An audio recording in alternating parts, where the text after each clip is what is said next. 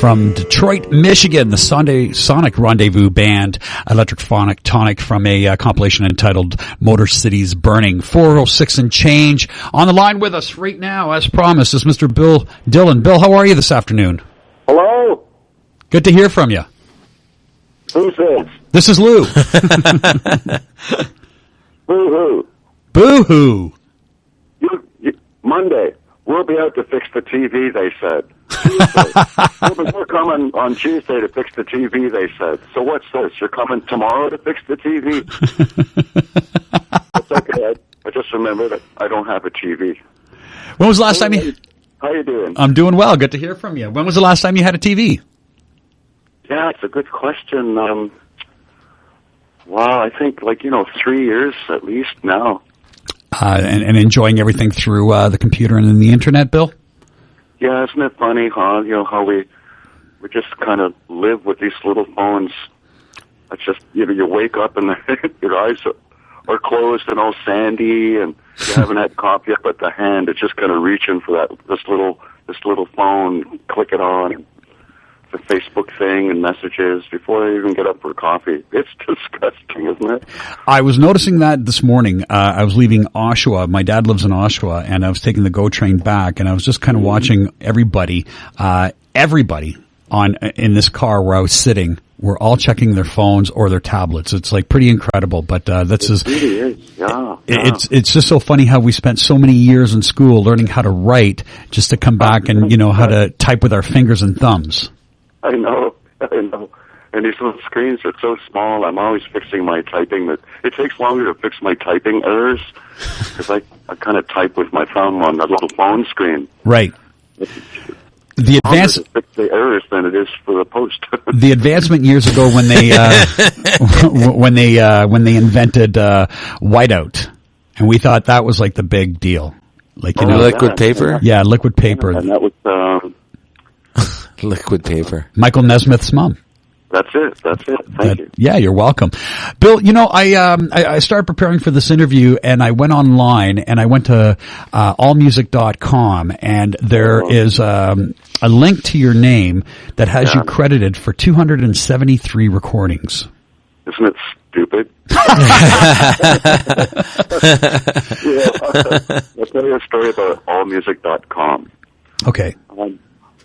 Like with the TV and the phone and all this technology, all my friends had a computer. And, Bill, you really gotta, Bill, even if you just like listening to Beatles and watching Beatles videos, you should do it because, it's everywhere. It's like such a rabbit hole. You won't believe what's out there now. And I'm like, no, you won't catch me with one of them damn things, And I held off for years and years, and everybody's,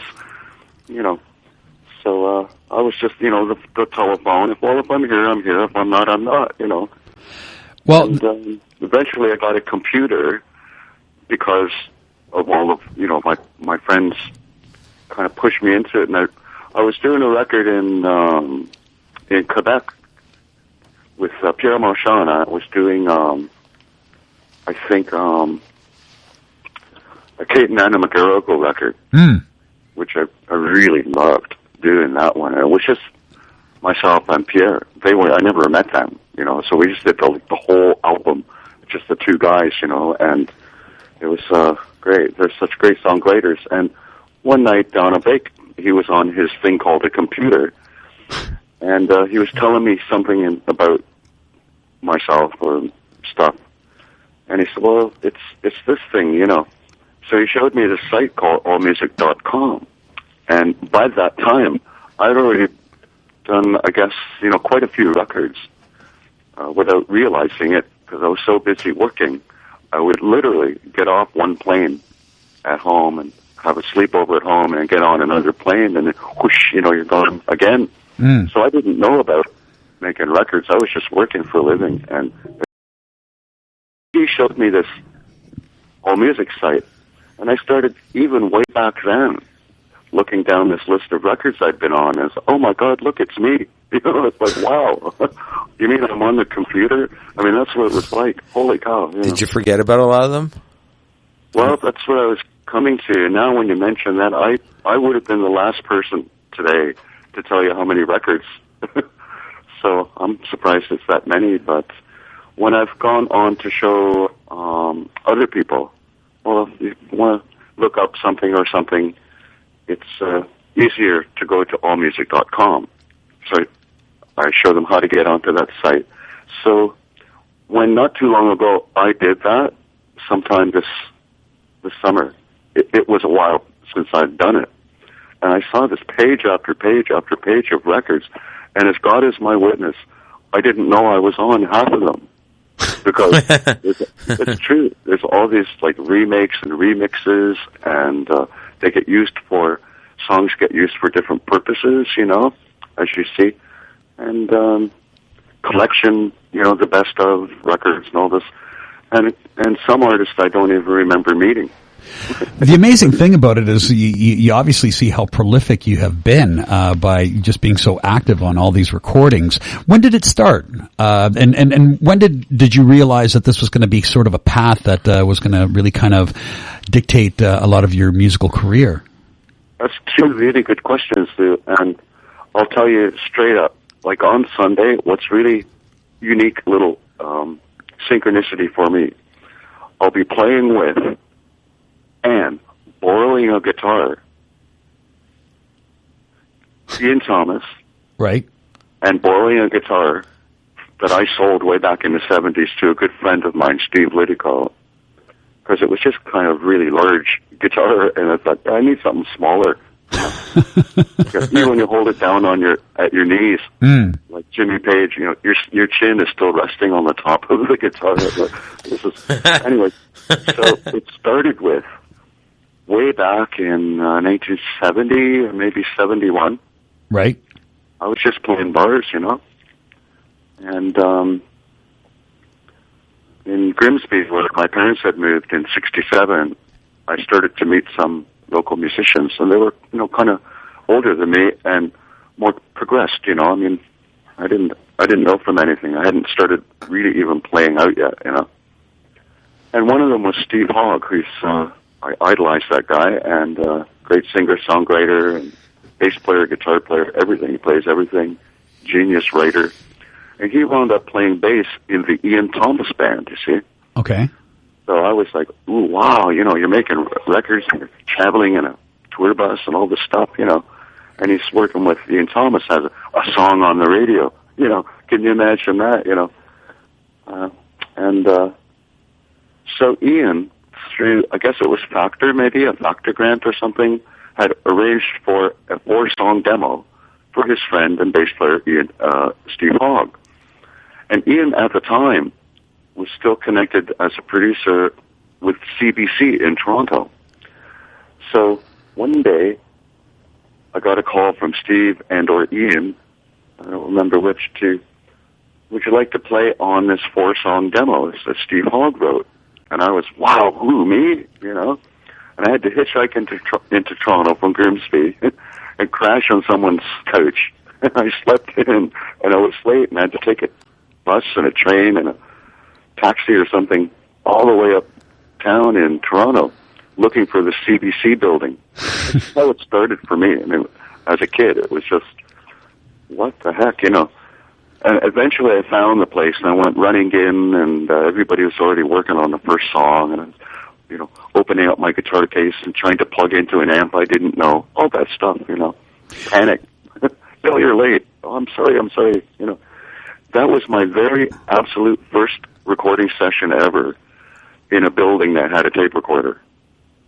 And then that opened up the doors to such an amazing career. Isn't it crazy?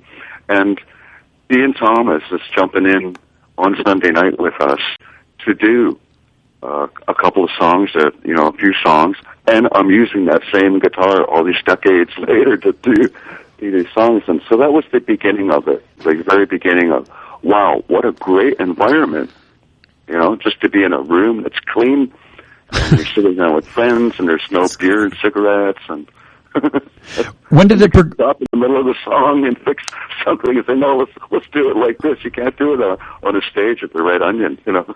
When did it progress to more, and especially not so just in Canada, but more international? Mm-hmm. Well, I'll try and keep it short. I know we don't have much time. The next session I did was at Grant Avenue Studios, which Dan Lanois had been building. And I was going to university and playing in local bands and just trying to pay my tuition, and still doing sort of a part-time bar thing. So he started phoning me for doing jingles and local artists' first recordings, like Tom Wilson's very first little country single, and the Shakers were coming in, all that kind of thing. Mm-hmm. So the first time I was in Grant Avenue to actually record, Dan Lanois and I had kind of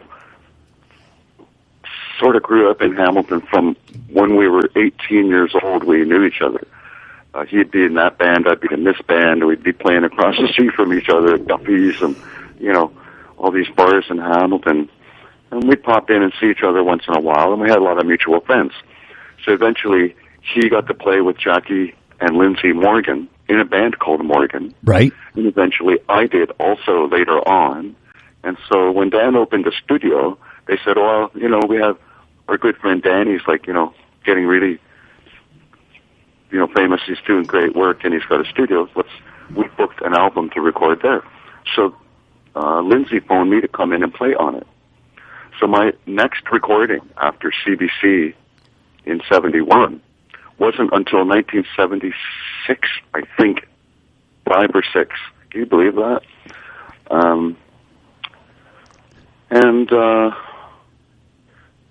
I guess, that was kind of a neat experience to be in the control room this time instead of just doing the jingles out on the floor, with Rick Gratton, mm-hmm. who wound up being a Boomers drummer. Mm-hmm. Rick Gratton was one of the mainstay session guys from Toronto there. So I got to work with Ed Roth and Rick Gratton and Bob Doyage and Mike McCurley, and I got to know Bob Lanois and Dan Lanois. And so I did that for 10 years. But the first record that I actually did there was in 76 with Lindsay Morgan. So there was about maybe 9 years of local recording and jingles and stuff like that at Grant Avenue. And one night, Dan called me down at around midnight, I think, to do some experimenting. And I thought we were going to be working on one of his pieces. And, so I went out and threw my stuff in my little Honda Civic and drove down. I was there in 5 minutes because I was local, right? Right. And plugging in my pedals and pedal steel and just checking my pedals out, turning them on and off, and getting us down. And I was tuning my guitar as I went and playing a few chords as I went. And it took maybe like a minute and 60 seconds or something. And then he motioned for me to come into the control room and said, sit down and have a listen to something. And it's just like verbatim, literally. I said, oh, okay. So he turned the speakers up, and I thought he was going to play the thing that we were going to be working on, because I knew he was into doing experimental film stuff, and he was kind of working with Brian Eno, et cetera, at the time. I was pretty impressed with his career, but I had no place. So he turned the speakers up really loud. I'm sitting on another couch, and he played back this thing that just blew me away. I was just, wow, what is this? He said, that's you. I was like, excuse me? So he'd been recording my turning on pedals and tuning my guitar and playing some chord shapes and things through all the gizmos from the control room on the fly, right? Mm-hmm. So I did that while he did that. He said, come on in and have a listen. It blew me away. And I could tell he was just looking for my reaction. It's the best I can figure out anyway. And he said, oh, great, you like this then? I was like, are you kidding me? Wow. What kid wouldn't always want to do this? There was all these sounds and stuff, and I didn't know what I was doing. And it was really cool. And so he reached over and said, okay, I want you to come to L.A. with me. I'm working on a Robbie Robertson record, and that blew me away. I said, wow, because, we all grew up with the band, and mm-hmm. I cut my teeth on those band records, and I knew everything inside out. I loved Robbie and his lyrics, et cetera, et cetera. So he reached over and he phoned Robbie at home. He said he'd like to bring this guy. Robbie said, I don't know him from Adam. Better be say it's okay. Well, okay. Next thing I know, a couple of weeks later, I'm leaving Mark LaForme's band, who's playing also on Sunday night, which is blowing me away. Yeah. That's what I was doing then. I was playing all these instruments, trying to anyway, and playing in Brantford and places with Mark LaForme, which I really loved doing because he's just a God-given talent and a beautiful human being. It was just great being with him. So next thing I know, I'm on a plane flying to L.A. to meet Robbie Robertson. And it's kind of a very short version of how literally it really started. There's Dan and Robbie staring at me while I'm sitting with an acoustic guitar. I said, well, where do you want to take this, Bill? You know. An amazing journey for sure. Really quickly, just tell us what it's like to be like the studio musician. You mentioned at the beginning, you know, you're doing one session, then you're on the plane and you're going to another session. And this is before people can send you MP3s or demos that you can listen to on your phone. So how did you prepare for all this? That's another really good question. I realized, thank you, Dan, for teaching me about taking advantage of the spontaneity and the initial reaction to everything, right down to when someone asks him, well, what's the best thing to have a preparation for a musician or an artist when they come in to record on a session? And right, bottom line, basic common sense, he said this. He said, when a guy travels all over the place and he's got so much at stake, and he's finally made it to your studio, he's got all this gear to unload, he's just been traveling, the first thing you need to do is plug their gear in. He said, you should make sure that you have plenty of power bars around so that excitement of getting there, the excitement of meeting people, you don't get burned out looking around for power bars and sitting around waiting, and the confusion starts right away. Well, they need to plug in 10 pedals, you've only got 2 inputs, You got these people running around. It's a huge distraction, and it's a vibe buster, and that's how basic it is. The initial reaction. So I realized that a long time ago, the spontaneity of it all. I told people when they said, well, can we send you MP3s? Can we send you cassettes, of the demos, et cetera, et cetera? And I said, don't send me anything, because as soon as I get there, I'm going to meet you. We're going to walk into the room. I'm going to take my guitar out of my case, and you're going to play me something that I'm going to immediately react to that, whether it's tuning my guitar, looking at the lyrics, and I want you to have a red light on anything that you record with, like whether it's a DAT player, a cassette player, or your 24-track machine. Just have me ready to go as soon as I hear the first thing. I'm going to learn the song as I play through it the very first time. And I will never think of those parts again. I'm not thinking about it. I'm just reacting, And they were, what, really? Well, and the other thing was, what kind of amp or amps do you want? And I said, I don't care. Whatever you have in the studio, I'm not going to ask for anything. If you have a transistor radio there, that's what we're going to react to, and we'll record through that, and that will be the sound for your record, Don't get me to play what you want me to play from the last record. Don't try and ask for sounds that you want from the last record or the one that brought me there by you, You want to do something original, then this is how it's done. You just show up, you just say, I'm not prepared for this phone call with you. Right. I don't know what you're going to ask me. It's kind of scripted. People made records famously that were scripted by the record company, the fashion of the day, the flavor of the week, the 80s and 90s. That's not how you do it. You walk in, you go by the spontaneity of it all, and don't send me demos. Make sure you're recording the very first couple of notes.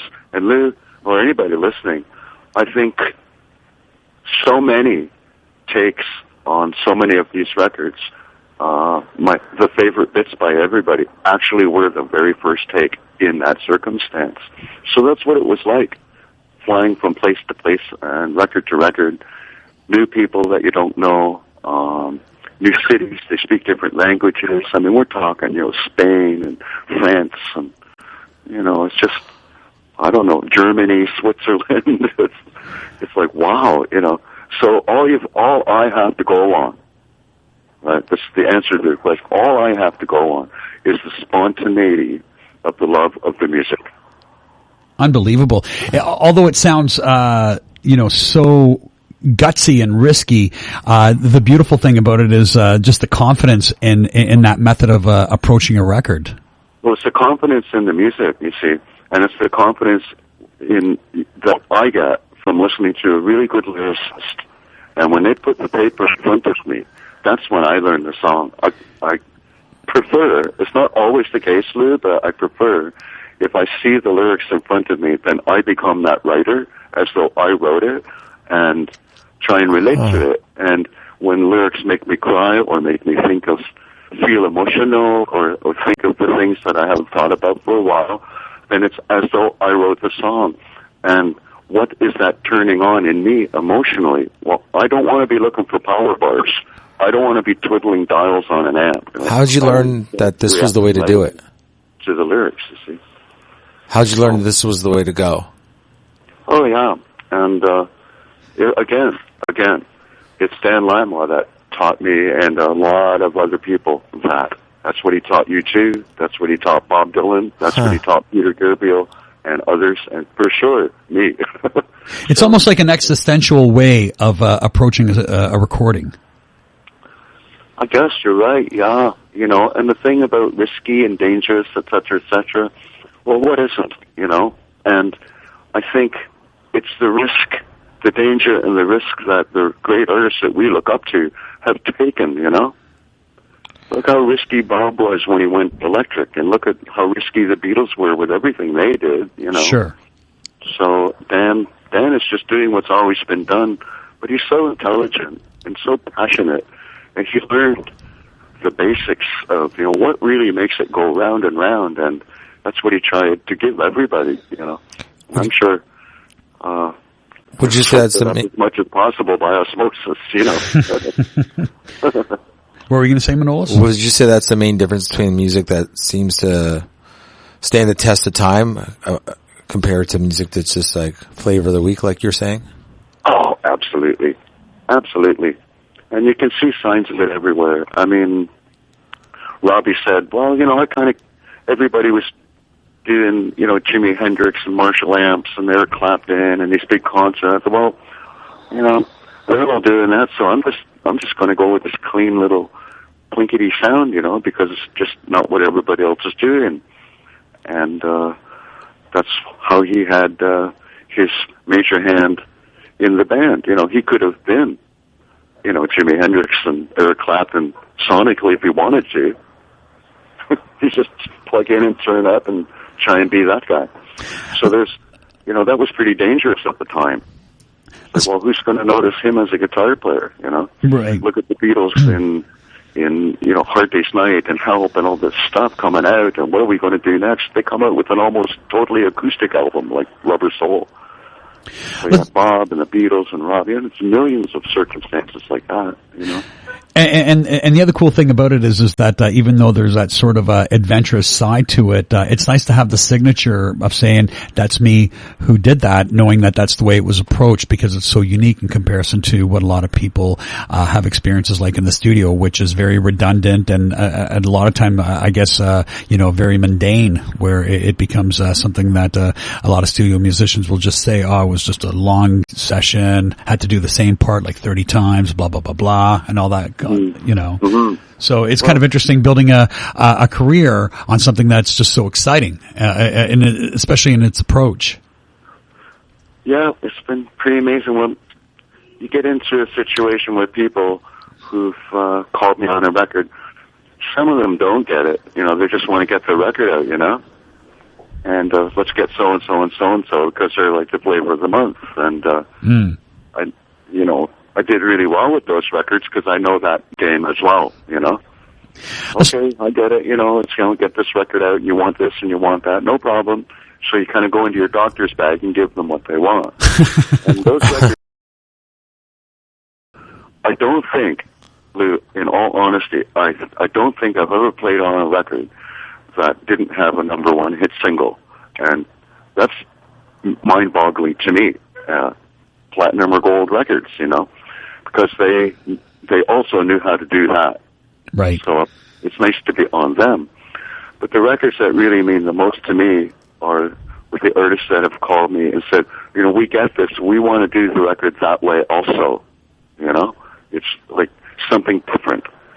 And I think from those records, I managed to develop this kind of voice with sonics and guitar, and they let me and trusted me to sit in the control room at night and edit myself and EQ and place in the mix, stereo mix, and come up with ideas for bass and, how to make a record when everybody went home to their hotel room.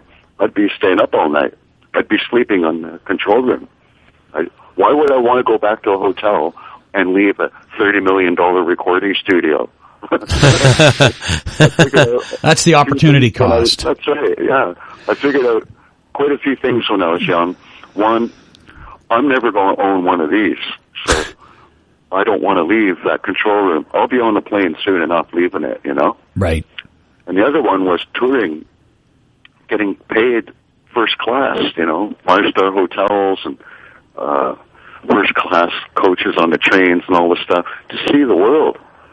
And instead of going and out with the boys and, to the bar and hanging out or, just going to hang out at the venue or where we're playing, I'd just check into the hotel, say, where do I have to be, at what time? Okay, great, I'll see you then. And then I would take off around the city and get to know the city locally, like the architecture and the people and, just why am I here? What makes being in Rome so amazing? Well, Rome. Yeah, no kidding. What's amazing about a hotel room? I can stay in Hamilton and book a hotel room. So I got into rearranging the hotel rooms to suit me. I think I'll put the bed over here and the couch over here. That's what I would do. And but most of my time I was out exploring the cities, where.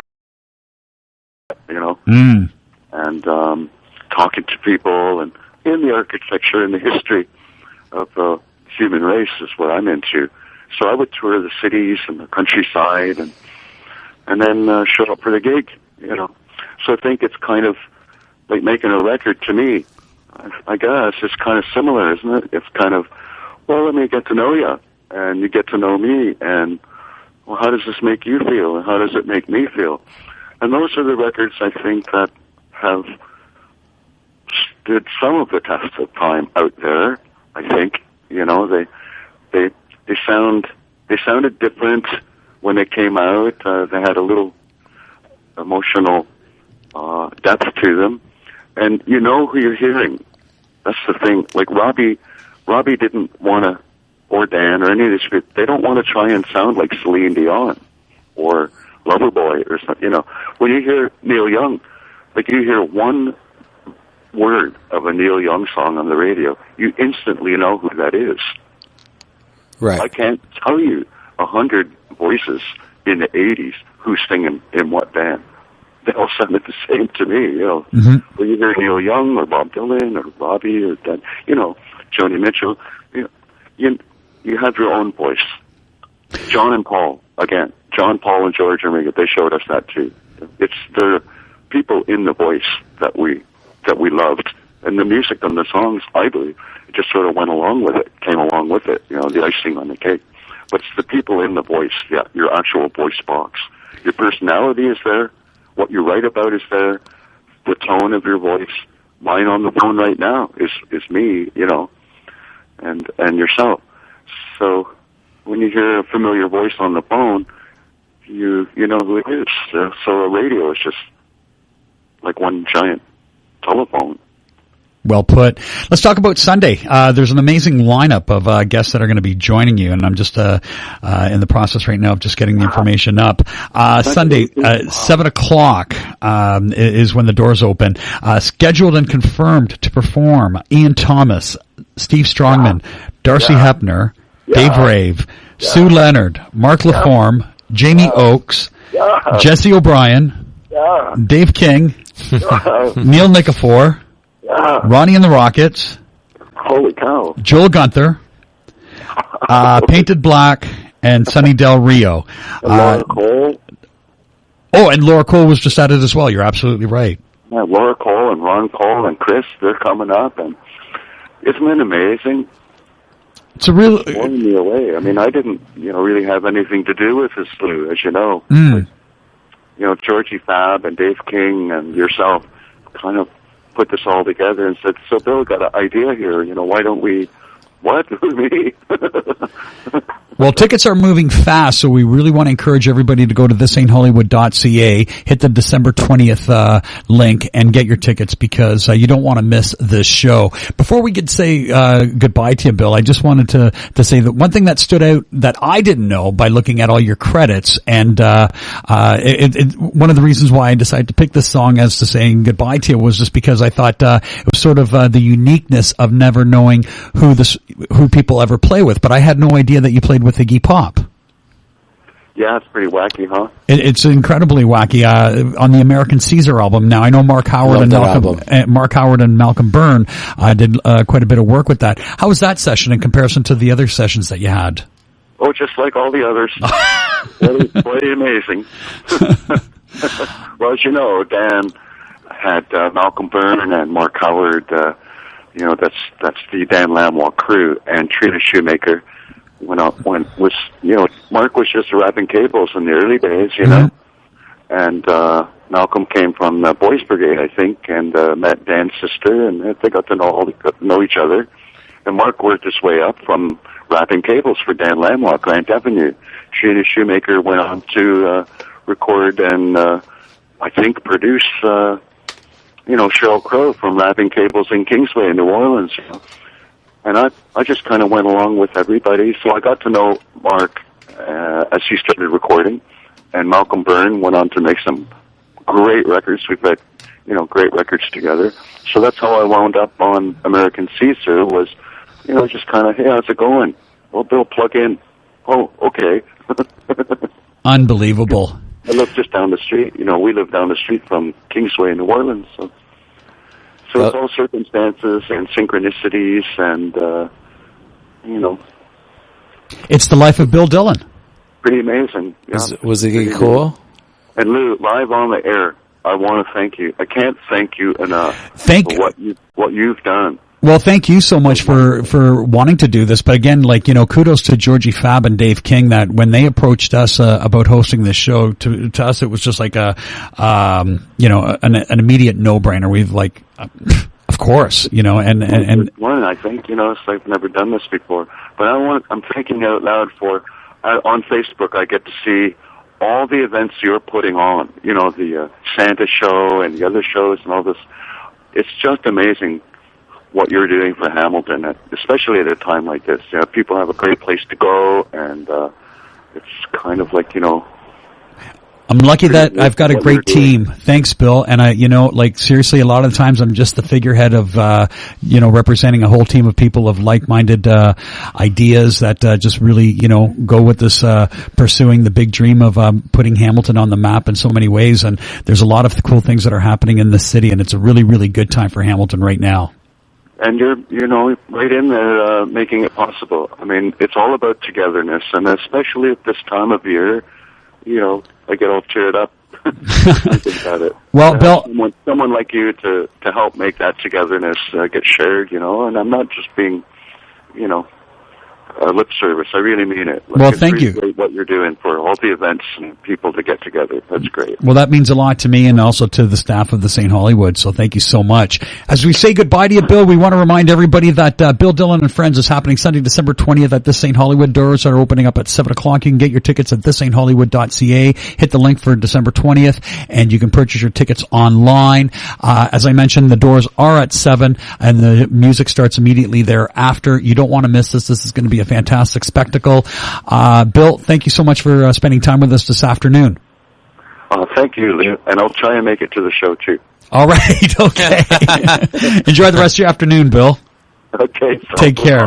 All right, bye-bye. Bye-bye. Folks, that is Bill Dillon, and as promised, here's some music from Iggy Pop featuring Bill Dillon on guitar on 93.3 CFMU.